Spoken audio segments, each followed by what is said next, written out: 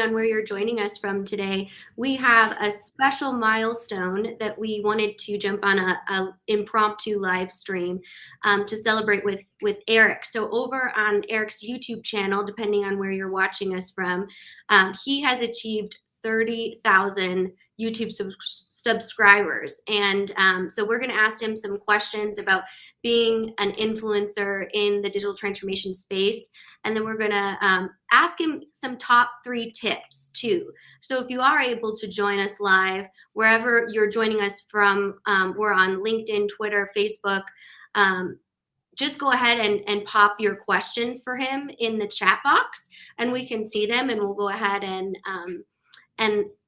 give him a rapid fire, kind of tables have turned type of situation. So congratulations, Eric. First of all, how does it feel to be at 30,000 subscribers? That's amazing. Pretty impressive. Yeah, thank you. It's really cool how much the digital transformation and consulting community has responded to the YouTube channel. Sometimes I'm surprised that people like the video so much. I mean, sometimes I watch the videos and I think, oh, I forgot to say this, I forgot to say that, I stuttered there, and so I'm maybe just my own worst critic. But it's really cool to see that people like the content. And in fact, I'd love to hear, since we're live here and we're trying to engage crowd here, I'd love to hear the audience comment on what they do or don't like about the channel. Like, what if they could see me do more or less of certain types of content topics or formats or whatever. I'd love to get feedback, because I tend to be the type of person that gets bored pretty easily. So if I ever feel like I'm in a rut, I love getting outside ideas how to make it better. So, but it's good. I mean, it's pretty cool, because we started it when I started the company, I had like 200 or 250 subscribers. So in 4 years, and it's just been in the last year where most of that growth has been in the last year to the channel. So just appreciate everyone's support and kind words of encouragement along the way. Well, that's excellent. I did learn that you are now a micro influencer. So we got to get you to 40,000 to be a macro influencer. Was that the cut?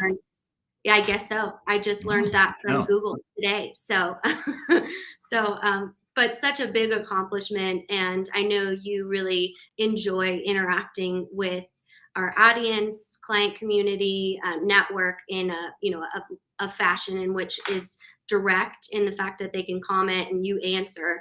And a lot of people think that it's not you answering, but it actually is when a lot of times when the comments come in. So definitely want to kind of dig into some of your top content and some successes. So if you are joining us, could you just put in the chat box where you're joining us from, and then we'll get to some of your questions here. But let's actually start with an audience question. I'm going to turn it over a little bit. So Joe on YouTube says, what's your advice to a new digital transformation consultant? So we'll do the top 3 to celebrate 30. So give us your top 3 tips for new consultants or current consultants in digital transformation. It's a good question. But one last thing to close out your thought about the macro versus micro influencer. I just have to tell the story. So the real reason why I'm so excited to have 30,000 subscribers is so my kids think I'm cool again. I have 2 teenage boys, and they're really into all these different, what you would call macro influencers, I suppose. And so I tell them, hey, I've almost got 30,000 subscribers. Isn't that cool? Because they follow all these influencers on YouTube. And they're like, yeah, that's pretty good, but PewDiePie has 1 billion subscribers, or whatever his count is. So they're comparing me to PewDiePie, and therefore I'm not as cool. So that's really what I'm aspiring for. I'm aspiring to take down PewDiePie as the top YouTuber. So it's a grand aspiration. Wow. That is, but shoot for the stars, I always say. Yeah, I'll bring those expectations down to earth at some point, but I'm going to shoot that for now. No, but to the question from Joe about your advice to a new digital transformation consultant, that's a really good question. I think, first of all, I think if you haven't already, I would figure out what path you want to go down, because there's a couple different paths you can pursue. You have the more technical, hands-on configuration and development sort of path, where it's you're really applying your technical and analytical skills. There's more sort of the business process, business analyst type of role that's more focused on business processes. You still have to know technology, but it's a little bit more focused on the business side. And there's also strategy types of consulting as well, change management. So I think I would pick a discipline, and that's what I did to start. Is mine happened to be change management. That's where I started. But then once you do that, you become sort of a specialist in an area. Then it gives you the luxury of being able to branch out more. But if you try to do everything early on in your career as you're starting, first of all, it's overwhelming, and it's just, I don't think it's realistic to think that any one person is going to learn, as much as they would need to know to be a generalist right away. So if you start off as a specialist, just a way to sort of get your foot in the door, carve out some really deep knowledge within one area of consulting, and then you can branch out from there or pivot, into other areas. There's plenty of opportunity in consulting. So that's probably where I'd start. And then I would just learn as much as you can about technologies and trends in the space, because it's changing so fast. I mean, I thought it was changing a lot when I started, but now I look back to when I was starting in consulting and things were moving at a snail's pace compared to the way things are changing now with technology. Absolutely. And so to build on that, if you could pick the top 3 things that consultants can bring value to their clients or a business, what would you pick? Well, first and foremost, and I forgot to address 3 things in your previous comment or your previous questions. I'll try to keep to the format here that you've designated. It doesn't matter. I didn't expect you to, you're not a numbers person when it comes to top tips. Right. We know that about you. We know and love that about you. So no worries. Well, we've got to stick with a 3 for third stage. You got it. I'm superstitious. Oh, yeah. I did that on purpose. Branding move from our marketing person. Yeah. So what I would do, what was the question again? How would you, now I already forgot what you asked. What are the top 3 items, initiatives that consultants bring to a business or an organization to provide value? Oh, yeah. Well, I think the first thing that is, in my opinion, the most important, and it's the one that's most overlooked by consultants, is to listen and understand the client. I think that's the number one thing you can do as a good consultant, is really understand a client's operations, the personalities, the culture, and understand and empathize with what they're going through as humans.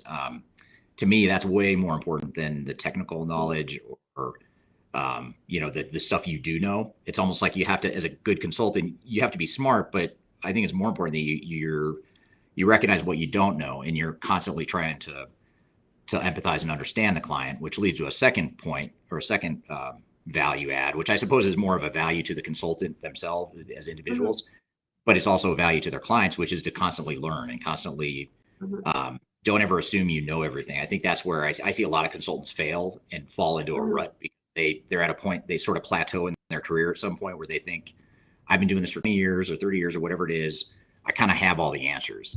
And the minute you start to think you have all the answers, I think that's a huge red flag. In fact, that's part of our, in our recruiting vetting process, we watch for that red flag. Someone who thinks they have all the answers, that's not someone we want. We don't need the smartest people. We don't need the people that know the most. I don't know the most than anyone, but people think I do sometimes because I ask questions and I listen. And the dirty secret of my YouTube channel, coming back to that, is those are ideas that I learn from other people. So I take what I learn from clients and from our team, and I try to distill it into a 10-minute video. So really, they should all get the credit for that content. It's not anything that I know or something that's unique to me necessarily. So I think that's a huge thing about adding value. And then I guess the third thing is to be flexible and sort of know how to pivot and apply your knowledge in different situations, because you're going to see different clients with different profiles and different needs. And our industry, unfortunately, in my opinion, is super focused on best practices and cookie cutter approaches. And so the industry is sort of moving towards more of a one size fits all sort of answer to technology and business. Whereas, business are in different points in their journey, and they have different needs that need to be considered. Absolutely. And kind of going at the same question from an organization's point of view, if you are considering any sort of digital transformation or technology implementation, what are the first 3 steps you would recommend taking? The first thing I would do is to articulate your corporate or organizational strategy in the context of what it is you're trying to accomplish, what are your goals and objectives. And most organizations have a good understanding of where they're headed and what they're trying to be when they grow up, at least at a strategic level. But the key there is to translate that into what does that mean for your digital transformation. If we're, for example, trying to become a more global organization or a more efficient business that operates with common business processes, or we're really trying to focus on providing a better employee experience or customer experience, or whatever it is our goals and priorities are, you want to make sure that your digital transformation strategy reflects that. And too often, again, back to my previous point, vendors and system integrators come in with their cookie cutter canned approaches that may not necessarily fit that. So I think the first thing is you want to define what your strategy is, define what you want to be when you grow up, translate that into strategy initiatives. Second thing is I would get ahead of the change management curve, because I don't care what, this is one area where I'm super stubborn and I don't listen, I would say, is when someone says that change management's not. What's that? Just one area? I don't know. Well, it's the one I can think. It's the first one that's come to mind so far. I'm sure my wife would tell you there's plenty of other areas that I'm stubborn. But the one area where I feel like there is sort of like a common answer is that change management is going to be more difficult than you think. A lot of organizations think, well, it's not going to be hard because people don't like the technology or the broken processes we have now. But that's not the issue. The issue isn't whether or not they think they want to change or they want what's best for the organization. They also want to preserve themselves, and they don't want to, work themselves out of a job or have that perception that they're doing something that's going to lead them out of job security. And that inevitably happens. It's becoming more of a problem as technology gets more and more advanced and focused on automation and predictive analytics and machine learning, stuff that's really replacing what humans have historically done. And this isn't, in some ways, though, that's not really any different than, 40 years ago. I remember my dad, both of my parents worked at Digital Equipment Corporation, which was eventually acquired by Compaq, and they don't make digital computers anymore. But I remember that he was worried about his job, and they were worried about their jobs all along because they were outsourcing stuff to Japan, and eventually they actually both did get laid off. But that's probably not the best example now that I'm talking about it. But darn it, this live format isn't working to my advantage because we can't edit that out. It's already documented. It's on the interweb. It's done. It's on the internet. In the cloud. It'll come back someday. But no, but I mean, that is an example of where it actually did work that way. But I don't think organizations are really doing that now. They're not focused on headcount reduction and offshoring and replacing humans with computers. They're focused on how to make people's jobs better and more productive and that sort of thing. It's really rare that we come across a company that's looking to downsize as a result of automation. So anyway, so those are the couple things that come to mind. Excellent. Well, I'm going to move to an audience question here that is from one of our audience members on LinkedIn. So I'm going to put it in our 3 format. So hopefully that answers your question. But what are the top 3 best practices in managing potential conflict between a consultant and a system integrator or SI? It's a great question. We have a lot of clients that ask that question too, because we work a lot with the system integrators, and in many cases we're managing the system integrator, and the system integrator is accountable to our program management team. And I think it's a tricky tightrope that you've got to walk. So it's not easy, but I think a lot of it is a personality thing, and coming at the problem, which is how do we help our common clients? I'm speaking as a consultant working with a system integrator. How do we help our common clients be more successful? What can we do to ensure their success, and really make sure that that's what we're focused on? A lot of times the big system integrators are not focused on that. And that's why I left the field of big 5 consulting, is because we were so focused on ourselves and our own problems, our own politics and gamesmanship. And just, it was a gross is probably the best word I can think of, even though it's not at all technical. It was a gross environment. I didn't like it. Yeah. You just felt dirty. Yeah. Yeah. And it's and all the while, by the way, you're billing the client for all this time you're spending politicking and jockeying for power and all this stuff. Right. Anyway, so you have to recognize, that is how system integrators oftentimes work. So you have to come in as not a threat, because especially in our case, we're independent. We're not affiliated with software vendors or system integrators. Clients like that, but sometimes system integrators don't, because we're not Kool-Aid. We're not drinking the Kool-Aid that they're selling. we're there to represent the client. So I think the key is to pivot off of what internal politics a system integrator might be focused on, and try and focus on the customer, and also do so in a way that, again, back to the, maybe I didn't use this word before, but being somewhat humble as a consultant. Yeah. Not coming that like, I have the right way, I have all the answers, you need to listen to me. That's not going to work, and a system integrator is going to do everything in their power to get you out of the picture if that's the approach you take. But if we say, hey, let's work together, let's collaborate to figure out how we can ensure that the solution fits the client. I mean, that's probably the biggest thing.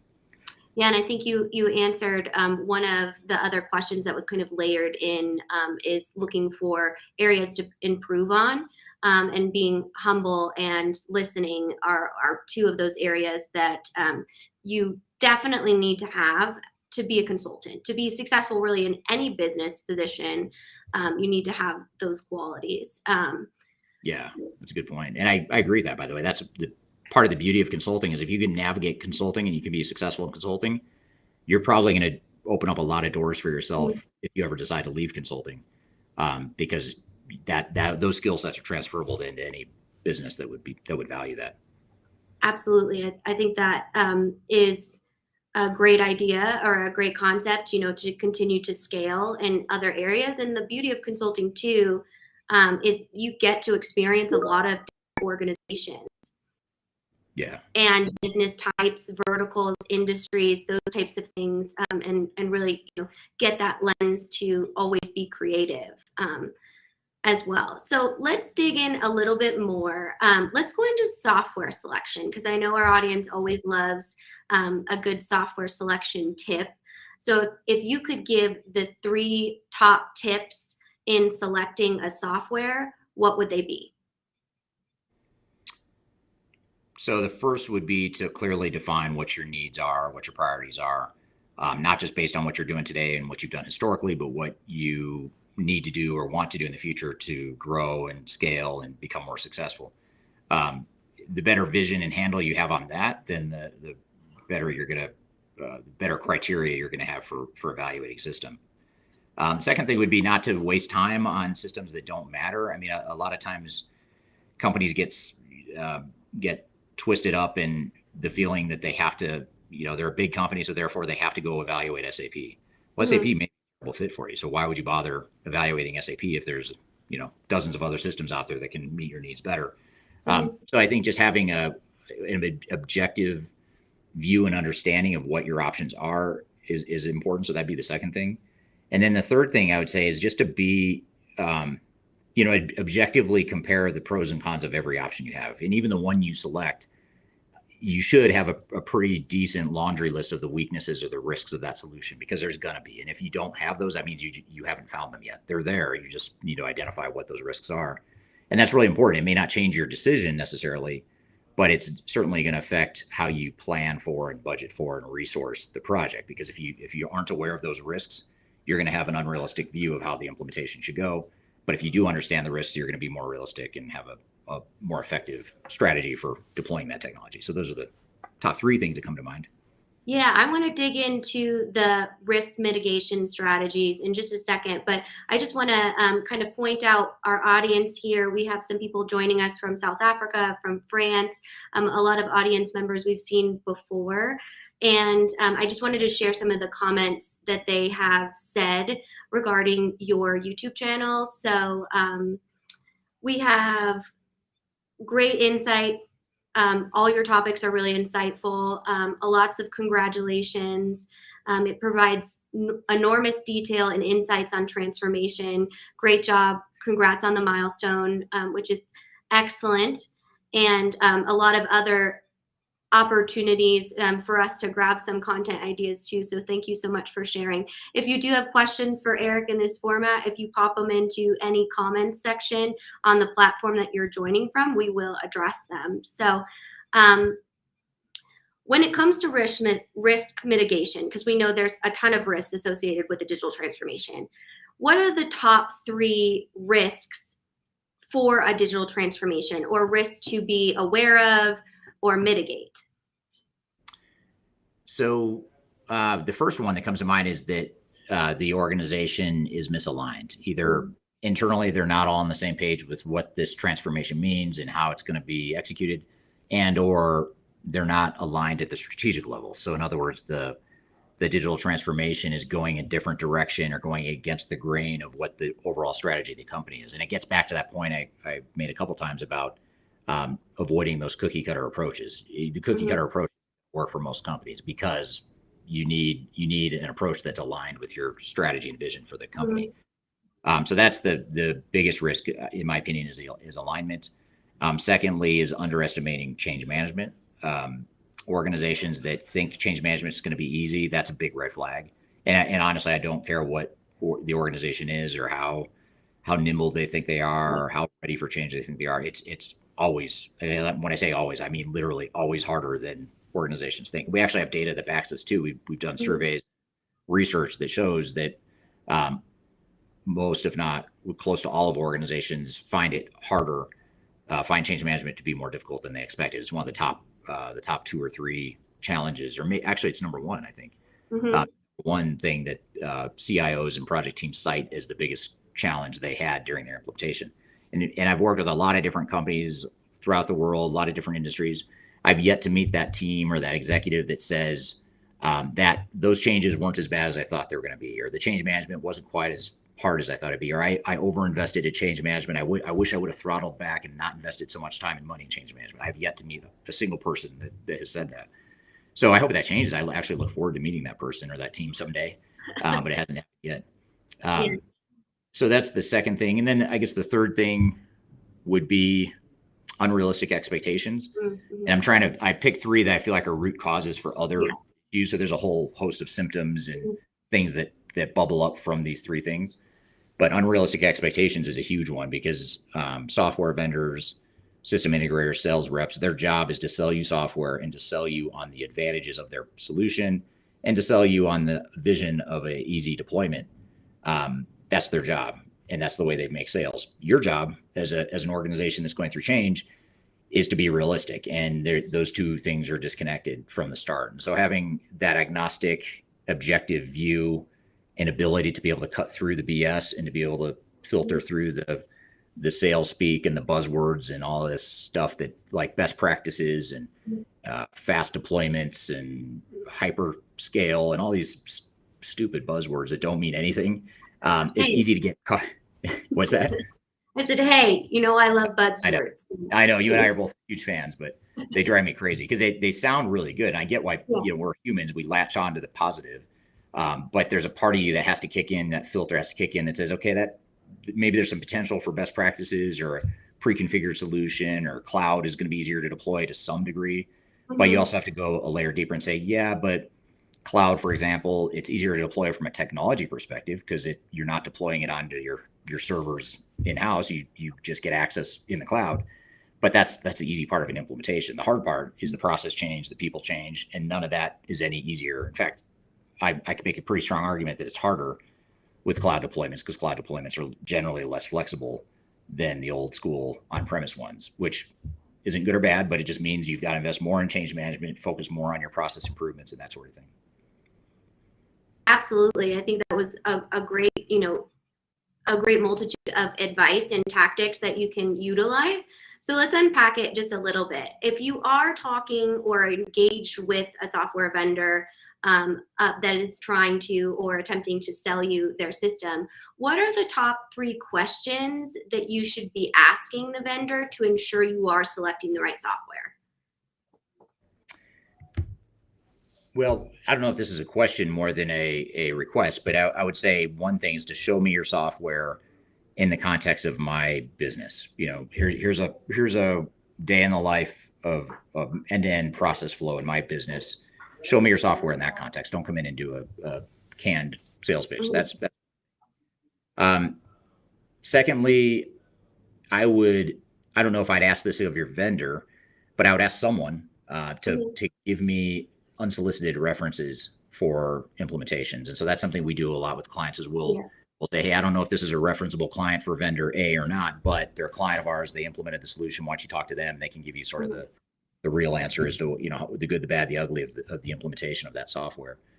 So that'd be another one, is just to get independent or balanced references. And if you get references that say, oh, everything was great, everything was perfect, something's going on there that's not, even for our clients. I would love to say the third stages clients are all going to say we're perfect and the implementations were without any sort of heartburn or speed bumps, but that's not true. And you're not being real, or you're not getting the real story if you hear otherwise. So those are two things. Third thing I guess would be, what are the risks of deploying your software? Tell me what you don't like or what isn't good about your software, and see what they say.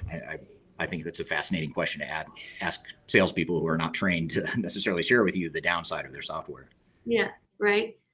But there is, I think that's an excellent point, is software can meet most of your needs, but 99% of the time it's not going to meet your entire business needs. And that's just kind of how that works. But it's important for people to realize where the drawbacks are. So I think that's a really good piece of advice for organizations.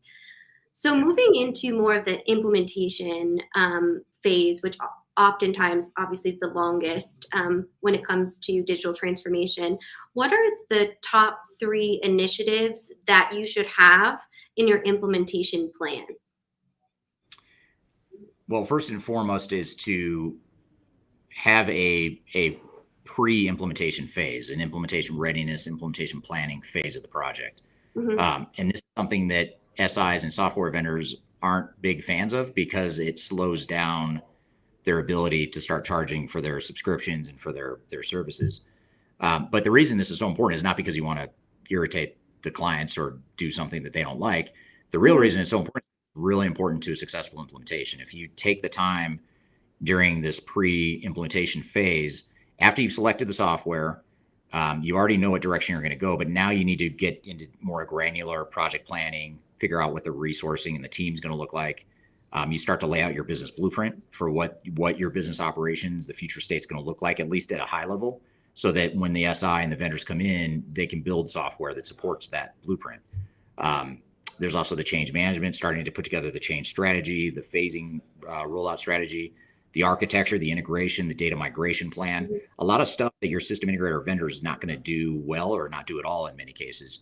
But the problem is the vendor will say, no, sign the contract. We'll give you a sweet end of quarter deal. We'll get started next week. We'll send, a dozen or 2 dozen consultants. They'll be on site. They'll be ready to go. The problem is that's like if you're building a house, that's like calling in the plumber on day one. What's the plumber going to do? The plumber is going to stand there and ask where you should put the piping, and you don't have an architect a diagram yet. So you need that blueprint. You need someone that can manage and time those resources when they're needed, not in a way that's going to maximize the profit of a system integrator or software vendor. So absolutely. I don't know if those 3 or not. I think I had 2 maybe, or was that the first one I said? I can't remember. Why don't you just give us one more, a bonus one? Okay.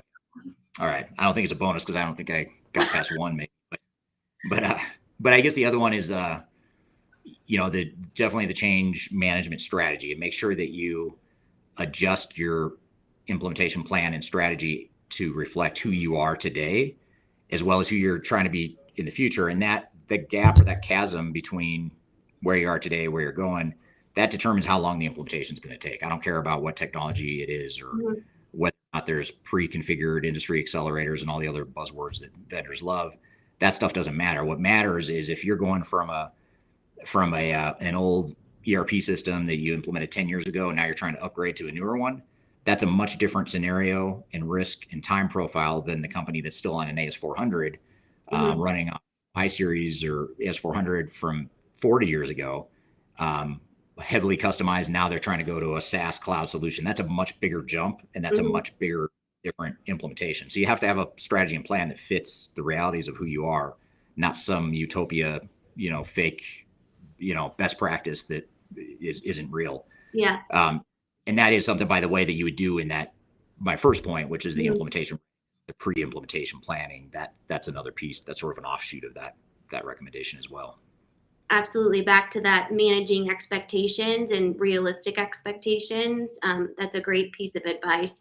So we know that in any implementation, in any digital transformation, a lot of times a company is going through a huge process change too.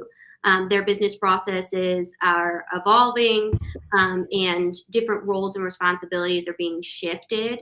So if you are going through a process change specifically, what are the three major red flags that your implementation is off the rails or going off the rails As it relates to process improvement? as it relates to process improvement? Well, the first is to defer your process improvement to best practices. That's one of the biggest pitfalls that companies fall into, partially because it's such a strong sales message that the vendors have is like, hey, we've got pre-configured best practices baked into our software. Don't worry about process improvement. We got it. Our software is going to be the thing to give you the process improvement.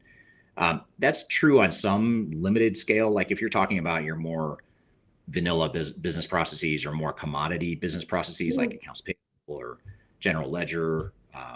And I mean no disrespect to anyone that might work in one of those departments, but generally speaking, those departments work very similarly across industries, across organizations. But when you start getting into like your customer or product facing processes, that's where most organizations are generating the most value. And so you need those future state processes and what you want the process to be. That should drive what technology you use and how you configure it, not the other way around. So it's almost like you don't want the tail wagging the dog. You need the dog to wag the tail.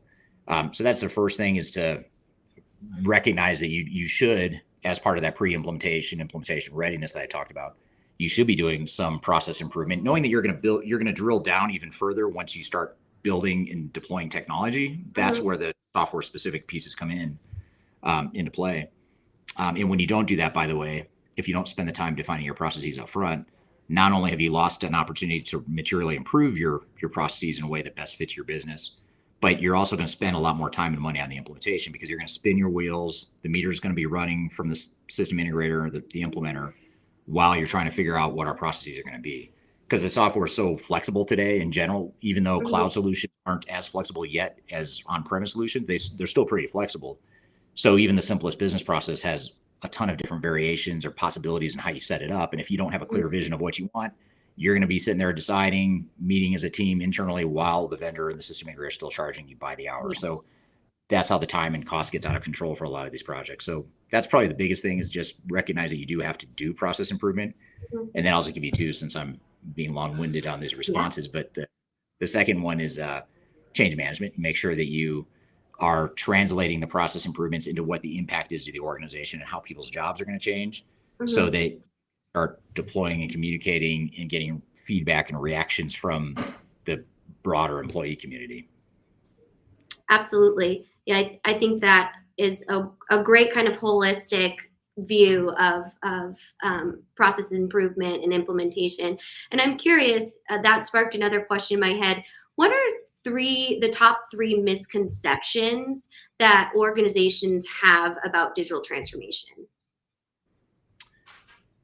That technology, because it's advanced so much, is going to make the transformation easier. That's number one.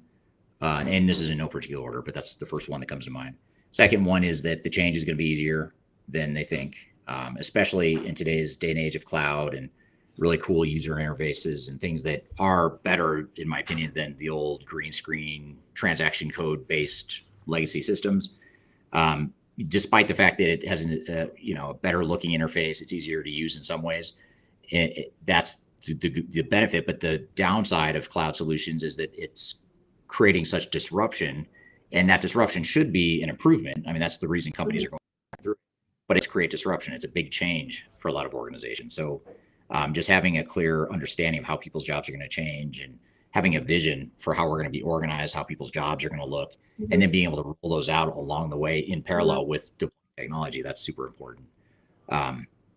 Those are the two things. I guess the other misconception would be, we talked about unrealistic expectations.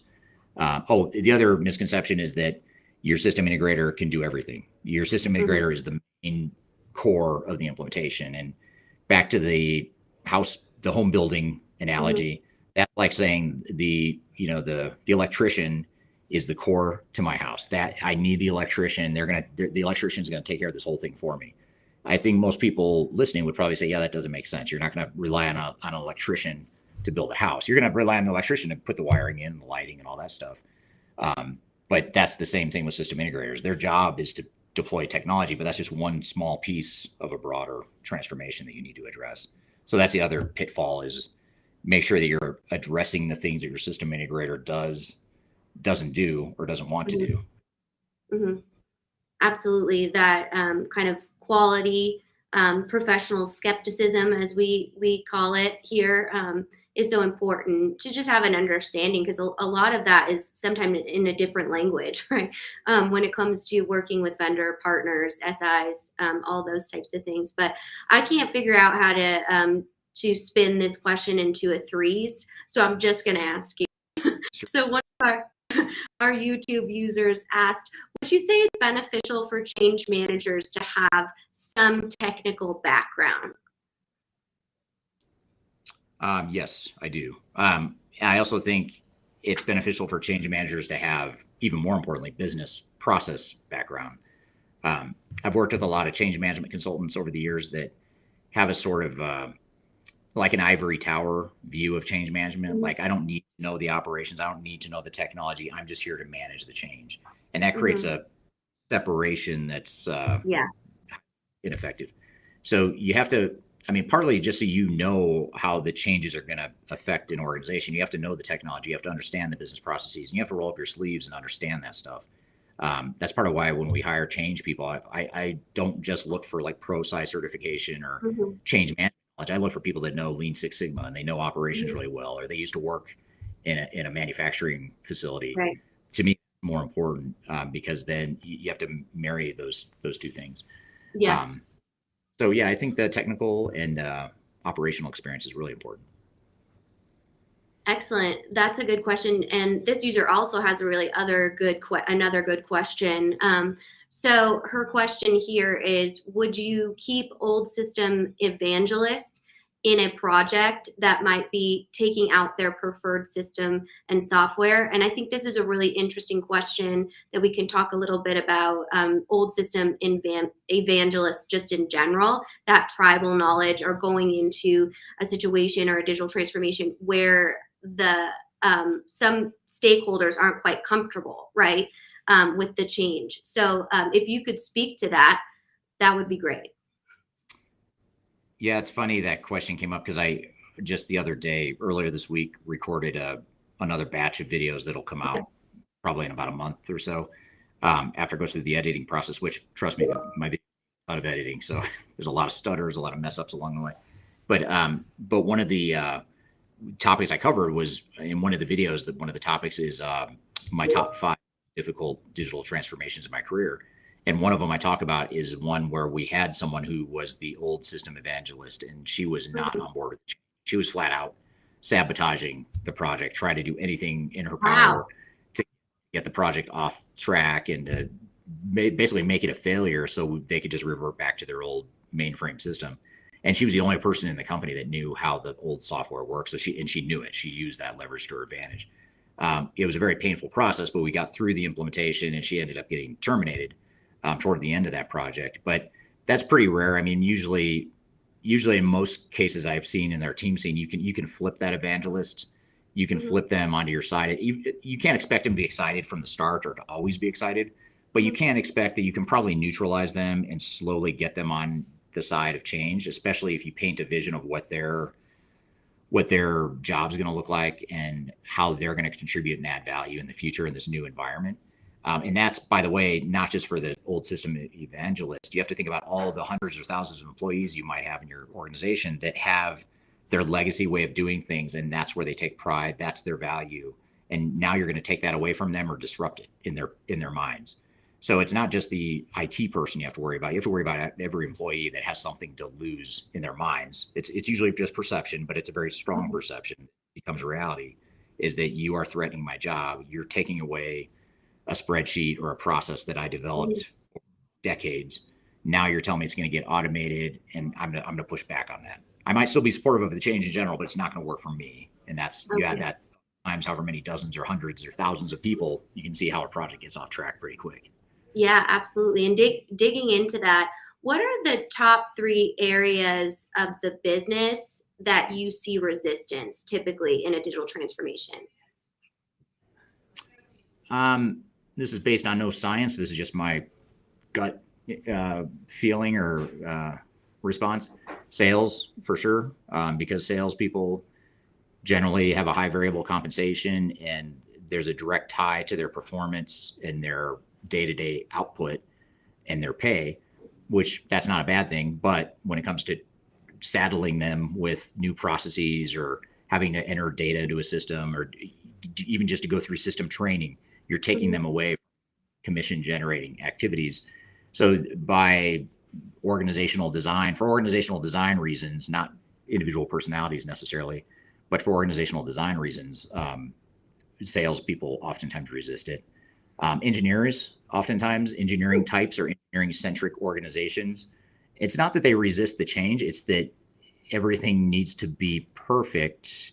And this is a total stereotype, and I fully acknowledge it, but in a generalization too. So bear with me. But oftentimes, what you see is with the engineering mindset is everything needs to be perfect, everything needs to be 100% clearly defined, and there can't be any ambiguity. And when you're dealing with human change and process change, there is ambiguity, and you have to be somewhat comfortable with that. And you can do all you can to tighten that up and make sure you minimize ambiguity, but you're going to have a certain amount of it.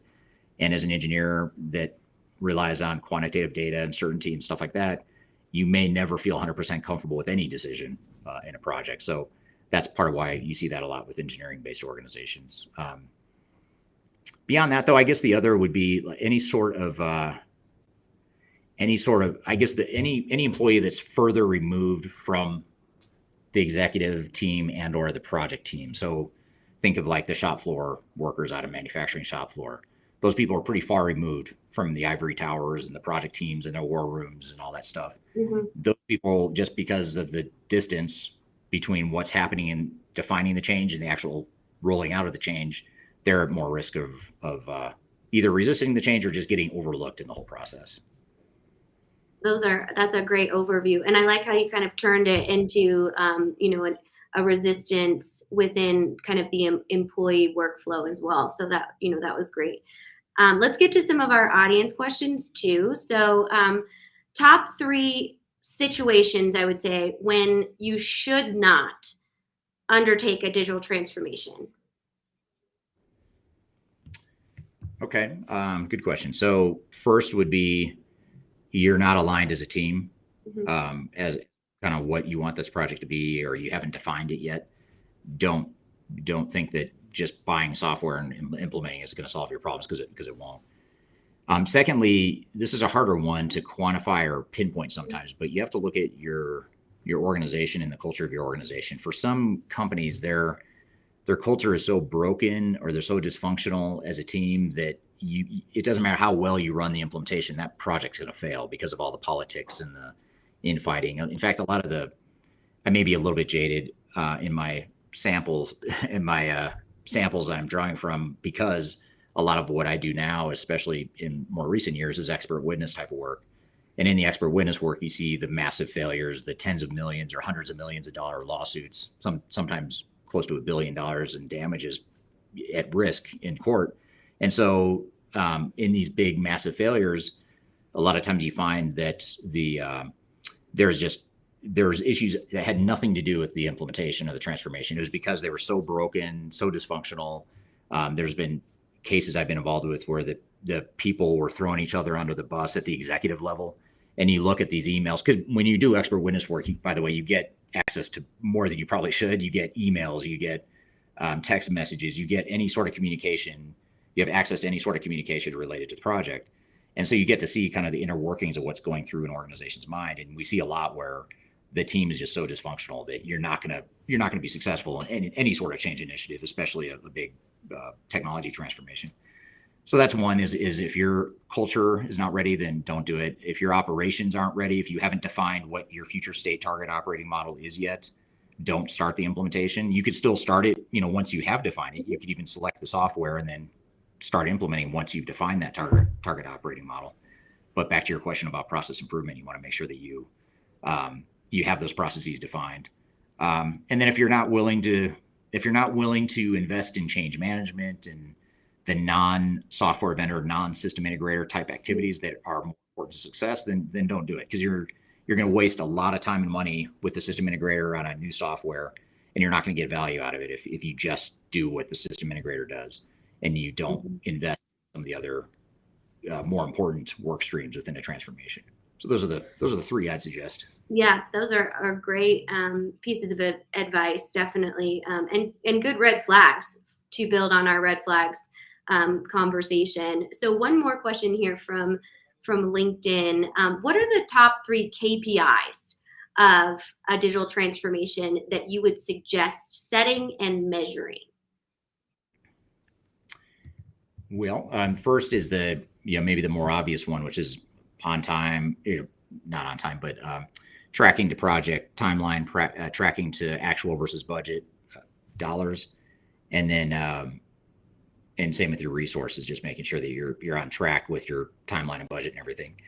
So that's the first set of KPIs. It's more that project centric, implementation centric metrics.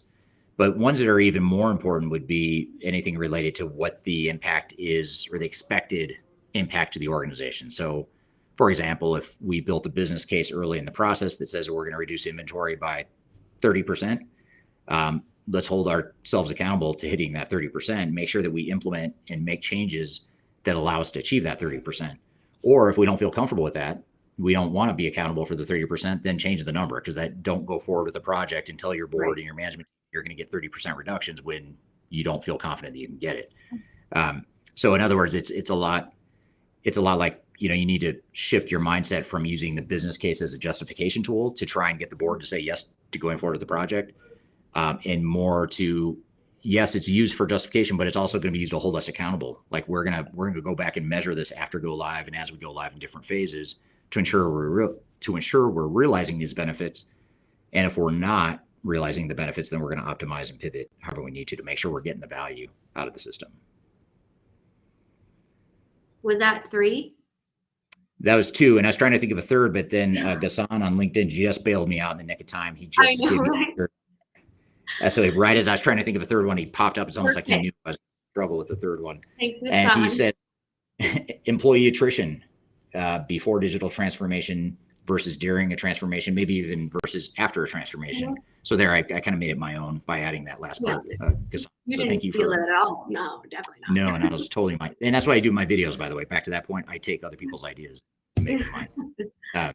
But no, so that's that actually is a good one. Employee attrition, especially if you're deploying or even taking that another step further, if you're deploying HCM software, human capital HR type software, and you're focusing on increasing employee satisfaction and the overall employee experience, then attrition is a really good one for that as well. Absolutely. Thanks, Ghassan. We appreciate your input here. And thanks for being one of our great subscribers every week. We always enjoy your engagement. So I'll share one more comment here on YouTube. Congrats on the 30K. Would love to hear more content in the future around mid-market HCM systems. So a good idea for a video there. But I'm curious, what are your top 3 favorite videos that you've ever produced and put out there on your YouTube channel? Ooh, that's a really good one. I mean, it'd be easy for me just to say the 3 most popular ones that that got the most views or whatever. Mm-hmm. I do like the top 10 videos. I enjoy doing those. I think it helps people that are considering different technology solutions. And so we try to do top 10 videos for all different types of technologies and industries and that sort of thing, different scenarios. We don't cover them all, but I think we put enough out there that you can kind of get some general direction from the top 10 videos. I really like doing the change management videos. Those are always fun for me. They're probably the easiest for me to film too, just because it comes so naturally to me and I don't have to think a lot about it. Whereas some of the other ones I have to think, and there's a lot of editing and way.